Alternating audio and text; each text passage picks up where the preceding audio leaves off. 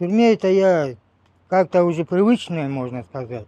То, что у меня отец был судимый тоже, вот, как-то ездил.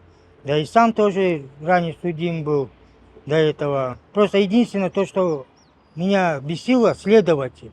То, что он мне угрожал моими детьми, не давал мне свиданку, не давал мне много чего, запрещал. Лишь вот подпиши, мы тебе дадим свиданку. Я не буду подписывать, сначала свиданку. Мне говорит, мама тебя не хочет видеть. Я осознанно говорю, ты что? Ладно, успокоился, я ушел. Говорю, не буду подписывать. Пришел на следующий день, я буду твоих детей сажать. У меня дети тогда несовершеннолетние были. Говорит, вот твои дети, я детей посажу, вот, либо подписывай. Вот таким угрозам. Психика у меня началась. Я хотел вот его ударить. Но у меня сотрудник тюрьмы это конвоир. Он сказал, лучше не надо. Зачем тебе? И так хватает проблем. А так в тюрьме как-то нормально, можно сказать, живет пока.